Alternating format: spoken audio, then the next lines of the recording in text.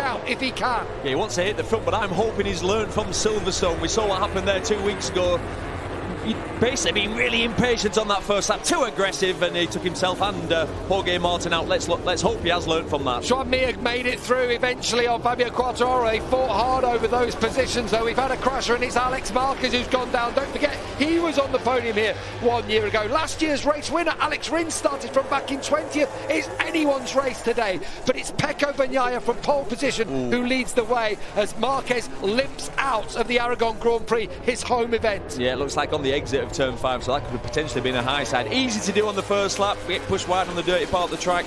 Already the black lines being laid down by those Ducatis coming through turn 13 over the rise, and then the track drops down. Marquez had a crash here. As I say, he said he would have saved it, the old Mark. He didn't on that occasion. Can he keep it on 2 wheels today? Can he manage that tyre to the end like he managed in Austria before the race came? There's been strange comments from Marquez last night to the Spanish press. He was saying that feels like he's almost an ordinary rider now, can't quite do some of the special things he's done in the past. That Ducati then, when was that? That was Martin through on Quartararo. You'd think it was Yamaha, but Meregali said it, Cal Crutchlow said it on the grid, didn't he, to Natalie? In that last corner, they are losing 3 or 4 tenths, really, in that last sector, and it just turned 16 and 17. Yeah, I was talking to Cal Crutchlow about it, and he said it's not good around that corner at all, that Yamaha. Well, in qualifying, it rang true, didn't it? Because Quartararo was up there battling for pole, and then suddenly both Ducatis of Bagnaia and Miller found 4 tenths, nearly half a second, just in that final piece of tarmac. So, as we settle down on lap 2 of the Aragon Grand Prix, Marc Marquez is trailing Pecco Bagnaia. He's been 6 times a winner here over the past, 5 of those in MotoGP. This is Marquez, of course, and 1 in Moto2, whereas Pecco Bagnaia never really got on with this circuit at all. No, he said yesterday he's really shocked. He wasn't really looking forward to the Aragon round, but he turned up here on Friday with the same setting in the motorcycle that he had at Silverstone, and he said the bike just worked. We haven't made it. He said we haven't made any major, no changes at all. Only the overall gearing. Jake Dixon, who's gone down. He was just battling, actually. It was ahead of Valentino Rossi. And Rossi just got through on him, and Dixon lost 2 seconds and went down. So I'm wondering if that was in a kind of overtaking manoeuvre that happened. But Dixon, unfortunately for him, has crashed out, and that will do huge damage, I would say, to his aspirations of becoming a MotoGP rider. Do you know, what a shame. Like this morning again, he's only 1.3 seconds off the fastest riders, looking good, really learned a lot this weekend, but he needed to try and learn from the race, get involved, but obviously not possible. Brad Binder firing it through on the inside of Fabio Quartararo, who is labouring in these early laps. Said before the weekend, Aragon really wasn't his favourite place to come to. Actually, around the rest of the track, he's fast, but in that last sector, he just can't get it working. Brad Binder's going to be so close. Whoa. Wow, on the inside of Quartararo, he eventually does bring it down. But when the grip levels go down, for some reason, that KTM seems to come to the fore. Yeah, it seems easy on tyres. Quartararo's got his hands full here. The problem is that last sector for the Yamaha. He struggles so much. The bike slow down the straight. It doesn't turn around turn 16, and it just gives all the riders that he's battling with that advantage. And you wouldn't want to be battling with Brad Binder at this point in the race. He's got Equal Corner right behind him. Then Enea Bastianini, who's been on form. Pol Espargaro, who has gained confidence from that Silverstone ride. Watch how close this is into turn 1. This is tight. We're on board with Fabio Quartararo. That's Brad Binder, and he backed out of it early enough on that occasion, the South African. And he's got Ika Lecuona behind him to contend with, and Lecuona having a good last few races.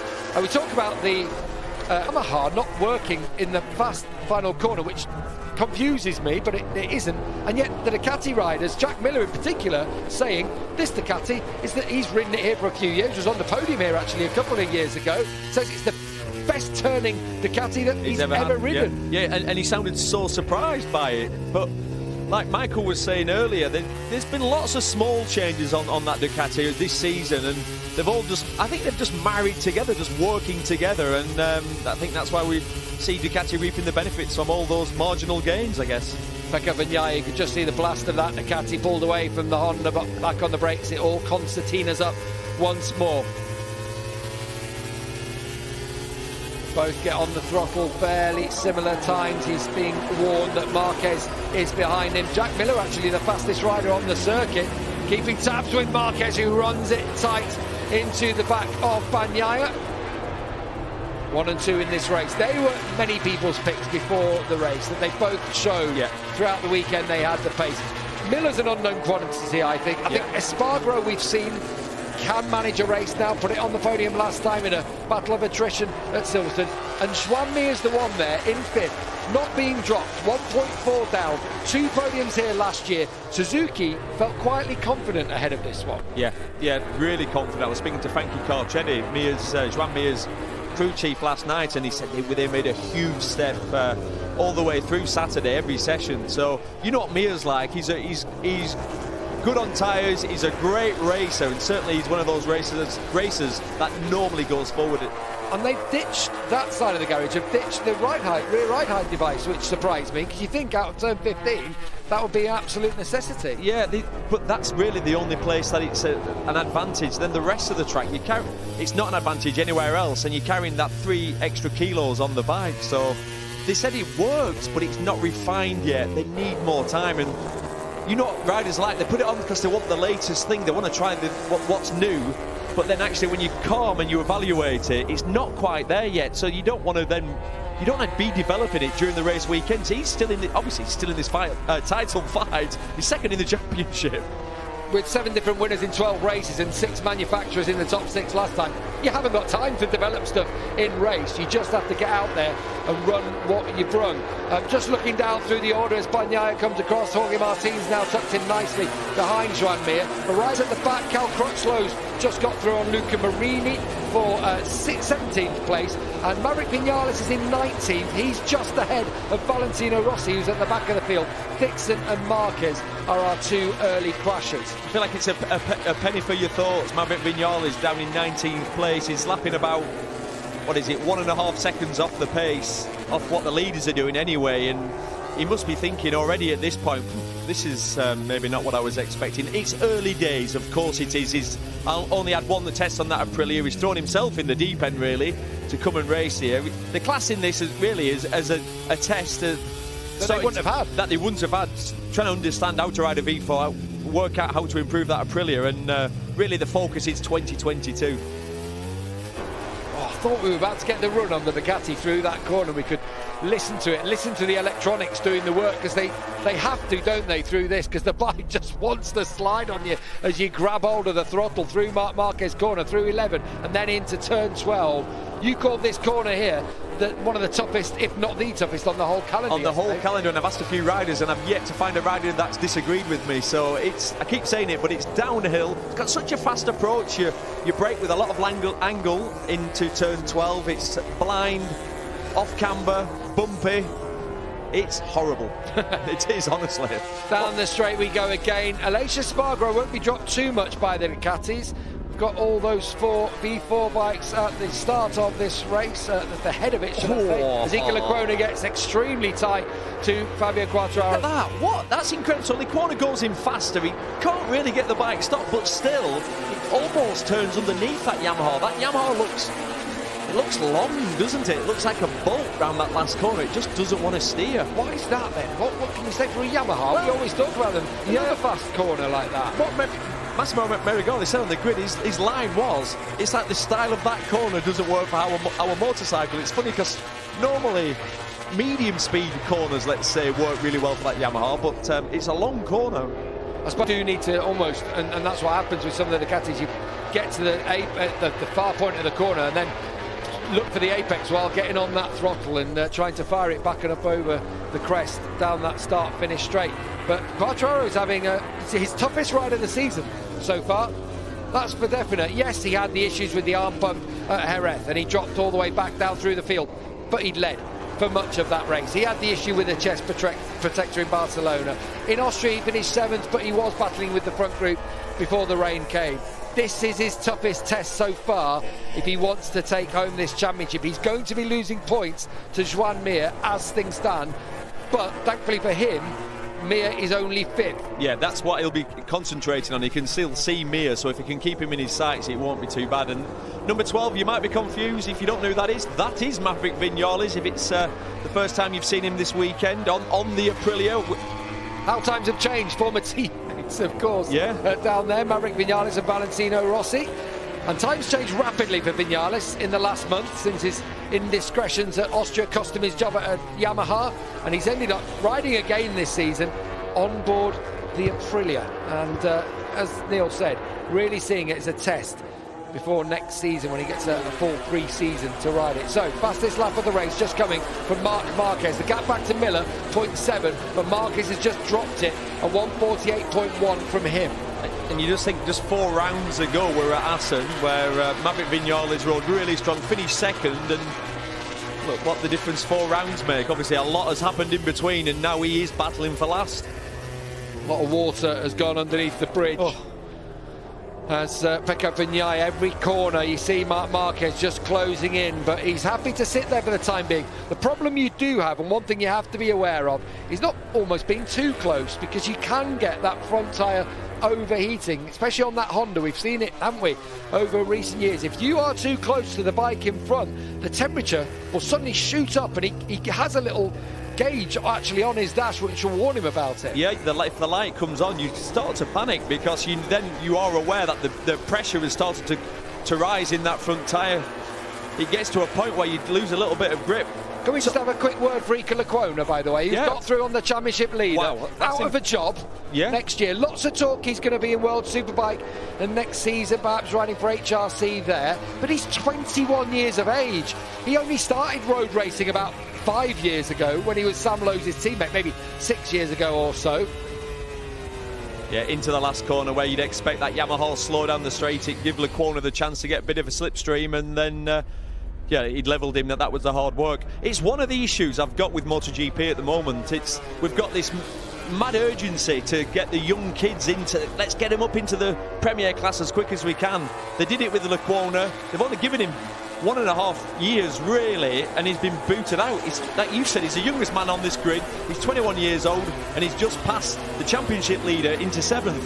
Yeah, he sounds rubbish, let's get rid of him. I mean, it's bizarre, isn't it? Yeah, it's a strange one, you have to say, but obviously they're moving up Raul Fernandez, who's doing so well in Moto2, and Remy Gardner, who looks set to win the championship there. So sometimes it's hard to argue with those things, but when there are seats available like at Yamaha that they have been during this year, it is a funny one as we go back on board with Marc Marquez. What are you seeing here? Fairly steady, isn't it? Fairly neck and neck between these two. What I'm seeing, if Marquez is this close to him, he wants to pass him. He sat back for a little bit, and now I think Marquez wants to go. He wants to at least see if he can disturb Pecco, because whilst Pecco's leading, he's had a good look at him now. He knows exactly where Pecco's strong. He wants to get in front of him, try and disturb his rhythm, because his front tyre, like you said, will the heat will be going up in it, the pressure will be going up in it, and if your light comes on, you start to panic because you are going to lose. It's only a small percentage, but you're going to lose a little bit of grip.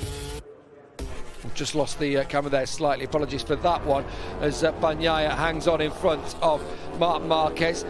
Marquez yesterday in FP4 put in a really solid run, didn't he? In these conditions, as Sylvain said on the grid, 42 degrees in that session yesterday, and he went on and on and on the soft tyre and was putting in fast laps. Towards the end of it, it wasn't headline times that he was starting to hit, but what it was they were times on tyres that were done, and yet he was quicker than quite a lot of other people. Yeah, his last lap was 48.1, and that was on 20 laps. I mean, we're at this point in the race, we're at lap 16 and they're doing 48.6s, 48.7s, so I feel like Marquez still has that little bit in his pocket. The problem is he's trying to pass that Ducati Bagnaia because it turns well now and we know it's fast down the straight. So as you see Fabio Quartararo coming into turn 1, he's under serious pressure. Bastianini was briefly past him, but this is Quartararo dropping down to maybe 10th position if the beast can get past him, if the Moto2 reigning champion can get through on a 2-year-old Ducati. It really isn't Yamaha territory, is it, this weekend? So fair play to Aleix Espargaro. He's still sitting in 4th place. He's only 1.4 seconds off the lead. 3rd place last time out in Silverstone. It was by no way of a fluke, being fast and consistent all year. And it is quite interesting seeing now he's got a faster teammate who's battling for last. It's no different to what Savadori did on it. So. When you say faster teammate, you're not being disrespectful to anyone there. What you're saying is Maverick Vinales, throughout his career, has won 25 Grand Prix. and Aleix Espargaro has precisely 0 to his name. Yeah. Not out of any kind of disrespect, but he's got him alongside, and the belief that he's gathered together, Aleix Espargaro, from what he's done over the last few years at Aprilia, bringing it to be a podium contender, means that he feels, get him alongside, get him in, let's develop this bike further, but I'll have him, I'll do him. Yeah, you got that sense from Aleix. He's in a great place. He's definitely in the sweet spot of his career. I mean, he's worked hard. Some people say he's been incredibly lucky to keep getting the opportunities, but what you can't argue with is, since he got on that Aprilia, none of his teammates have been able to lay a glove on him, not even get close. On board we go with Pecco Bagnaia, still searching for a first ever MotoGP win. He's been close on a number of occasions. Could today be the day he finally breaks it up? Many people were saying Misano might be the one. He had a great ride there in the past on the Pramac bike. Maybe there's a chance of him doing it at home in front of his family and friends.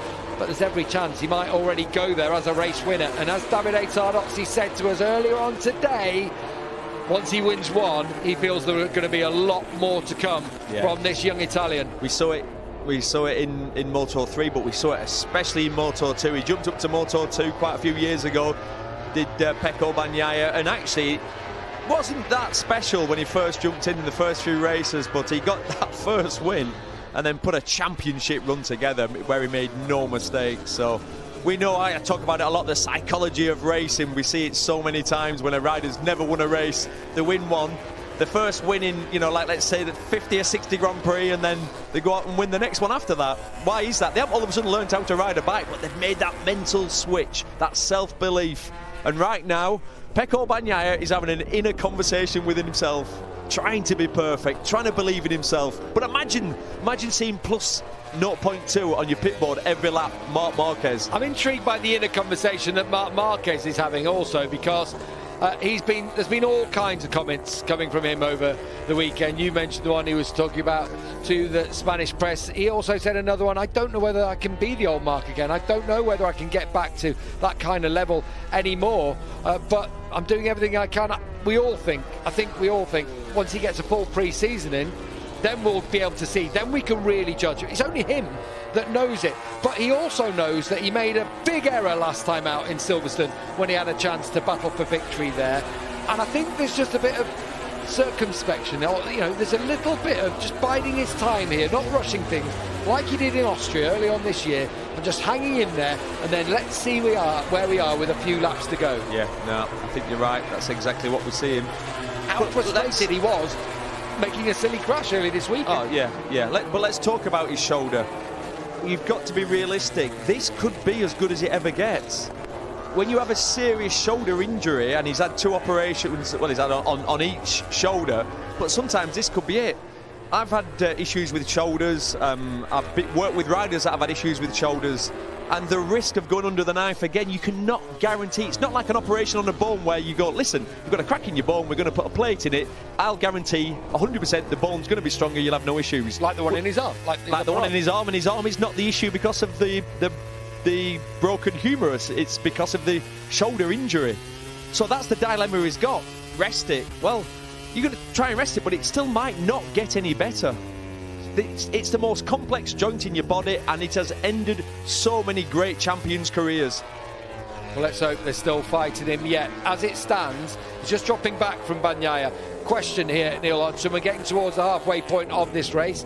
One, is this tyres, or is this Marc just getting some air back onto his front tyre, do you think? Difficult to say, but I'll tell you what I've noticed, though. These two now have broken away completely, really. Like, the rest of them have dropped into the 49s, really, where these boys at the front, Marquez and Bagnaia, they're still in the mid-48s, so that's the race pace that they can keep, it looks, probably to the end of the race. Oh, that's out wide, Jack Miller. So, Aleix Espargaro back into the podium positions.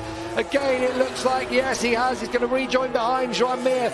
But Miller had a moment going into the final corner, and he drops from 3rd to 5th. And now he's on the back of Mir, who in turn, and obviously that's extra points he's going to be taking out of Fabio Quartararo, who's still scrapping with an Ea Bastianini and Taka Nakagami. Let's have a look at it. I saw the black line really early on. It basically lost the front. which is very, very easy to do at that point of the corner. It's such a long corner, but it's got a real fast entry. You well over 200 miles an hour. Joan Mir might have got through on a late Espargaro here. We've got the leaders in our dots, and yes, the Suzuki has got through on Espargaro for third place. So now Mir is on the move, 3.3 seconds down. I want to know if he can drop his lap times further here, because he's going to need to if he wants to win this race. Yeah, he's 2.9 seconds behind Marc Marquez, so I find that's probably going to be difficult. It's so tight through there. That was a lovely little switch from him. Class. Oh, if you've not seen the Moto3 race, we saw some moves in that. That was hard to watch, wasn't it? So aggressive they are now back in that class. I mean, they've always been close races, but yeah, this weekend's was particularly scary.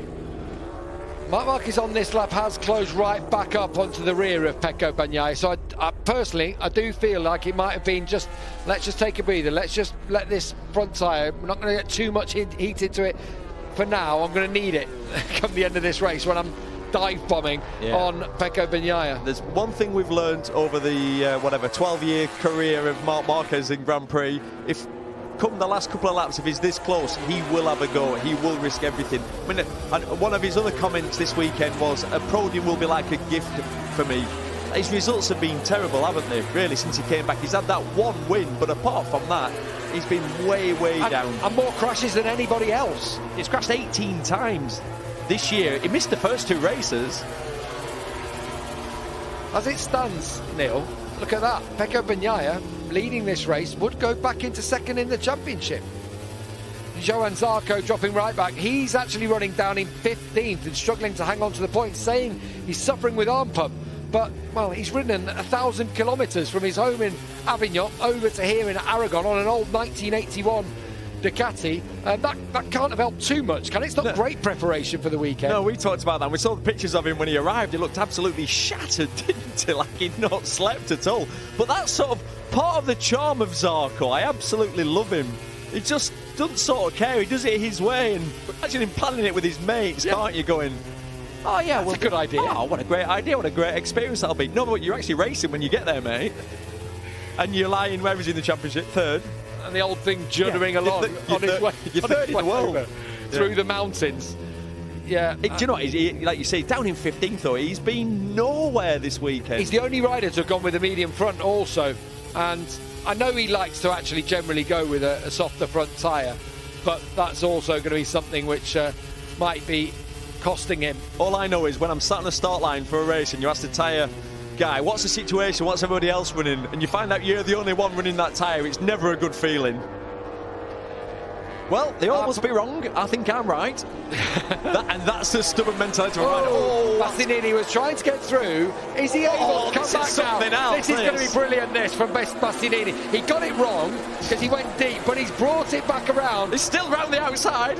Here he goes, the rookie. That was something else, wasn't it? But goes go around the outside. That was something else. He was. Quartararo running outside track limits there, and all the while Taka Nakagami trying to thread the needle too. And he's through. He's going to. He's surely going to line up now behind Quartararo. Remember, he was on pole here last year. They are all squirming around, aren't they? Still 10 laps to go. The problem for Quartararo, why is he dropping back? Well, on that Yamaha, you make the time by carrying corner speed, but that can wear the tyre out. Ask Valentino Rossi at Silverstone. He had massive issues with it. All the Yamaha riders have had that issue. The problem at this track, where Quartararo's never had a good result here, he doesn't like the circuit, always struggle with it. Oh, that's going to get tight. Bastianini, I thought, was about to nerf Taka Nakagami off track. The Honda rider was so brave to just hang in there. Yeah, that's as close as you're going to get to having 2 riders picking the bikes up. That was... and again, the wobble on from Bastianini. You don't need that through turn 11. At the, further up the road, Leclerc piling the pressure on Martin. Brad Binder also looking for a way through. Well, it's Binder's time, not going to be pretty. There's 10 laps to go on a Sunday. Binder's finally gone, I'm here, everyone, by the way. I've been here all weekend. Get the prize started. Even though we've not even mentioned his name because he's floated between sort of 15th and 20th all weekend. But when it counts, when there's money on the table, this man, number 33, Brad Binder, rear wheel off the ground, fishtailing down. He's a fighter, isn't he? Oh. Such a scrapper. This is a good battle, this. Jorge Martin in 6th place against Iker Lecuona, who could well be heading to World Superbike next year. Talk about him. That's a coup for them. Yeah, talk about him that he's going to sign for Honda. There's also Xavier Vierge, talk that he's going to sign for Honda. The problem is, there's that many riders signing for Honda. It sounds like they must be running about 12 teams next year in World Superbikes. At the front, someone's lying. Oh, they've got it wrong. At the front, Pecco Bagnaia. No worries about his future. He's Ducati through and through, and they're going to try and keep him on a long-term deal. They've got a great stable, haven't they, with the likes of Martin and Bastianini. Of course, not forgetting Jack Miller, who's alongside him there on the factory bike. I think Marquez has started to look comfortable now. I think there's been points in the race where he's been hanging on a little bit. Then he's had a look, and then he's dropped back to cool his tyre. I think he's maybe getting impatient. I'm looking at the lap times of some of the other Ducati riders of just dropping off even more, where these two are still in the 48s. And we're lap 14, as we said yesterday, when 20 laps were on his tyre, he was going half a second quicker than this, Marc Marquez. So you do feel he's got margin there. The question is, has Bagnaia been keeping something in his back?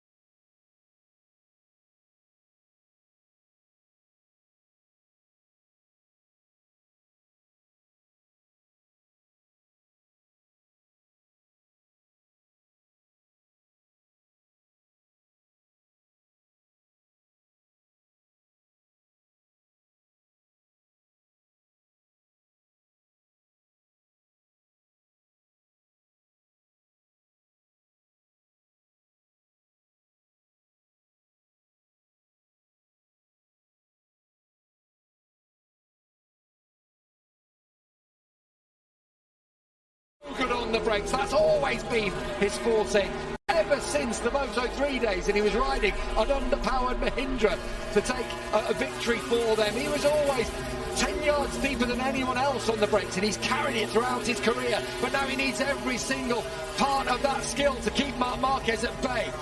And here we go again. He's going to go wide because that's deep. Yeah, and again, exact same. Oh, close. Again, Bagnaia cuts him back and takes over. This is a superb end to the race. Just a lap and a half to go at Motorland Aragon in Spain. It's the Italian looking for his first win against the absolute legend, the darling of the crown here, the king of Aragon, Marc Marquez, who's searching for his 7th win at this circuit. And of course, it would be his 84th win in Grand Prix racing. So let me tell you about my mixed feelings. You know Marquez is going to go for it. Is he under control? Yeah, part of me thinks yes, but then part of me pictures the 18 crashes he's had this year. He's not scared of pushing it to the limit. He's took the front so many times. Can't save them anymore. If he loses the front on the right-hander, he's not got the strength in his elbow or in his knee to pick it up, especially this corner where we've seen him make mistakes. He's going to try it again, down into turn 15. But again, Bagnaia is going to drive past. I think what he knows is he can't stick with the Ducati down the end of the straight, and he needs to get it done. He needs to stop that Ducati having a run on him down into the final couple of corners. Again, he's right in the slipstream of Bagnaia. What can he conjure up? They round turn 16. They square off now to head through turn 17. Here we go then. 1 lap to go in the Aragon Grand Prix. We're on board with Marc Marquez, riding towards turn 1. Here he comes again. He's going to go wide. He's not going to get that stopped. He must go wide. Yes, he does. And again, Bagnaia right around him. And that is absolutely stunning from the Italian, looking for a first ever MotoGP win.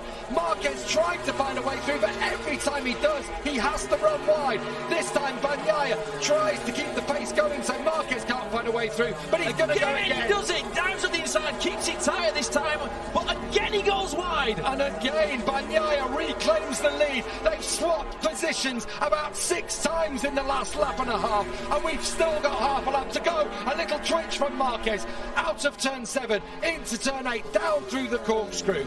respect here for Pecco Bagnaia. He stayed calm. The attacks are coming literally every corner, and he's not made one mistake yet. He's so aware of what Marc Marquez is trying to do to him, and if he sees that orange bike alongside him as they get close, running through turn 11 on this occasion, is there going to be a move into 12? Marquez trying to get alongside. Here he is. He's going to do it into turn 12. Surely he's going wide. He's off the track. That's it. He's outside track limits. Surely that's got to be it for Marc Marquez in this race, and Pecco Bagnaia is going to win his first ever MotoGP race. He's going to still think Marc might be there as he attacks the straight for the final time. Pecco Bagnaia has produced a masterclass to beat Marc Marquez in his own backyard. Here he comes, Pecco Bagnaia. Finally, he's going to take a MotoGP win for Ducati. He's going to be the 8th different winner in this incredible MotoGP season. Pecco Bagnaia for Ducati takes victory in the Grand Prix of Aragon. Marc Marquez is beaten into second place. And across the line, Joan Mir, a lonely ride into third, but it's delightful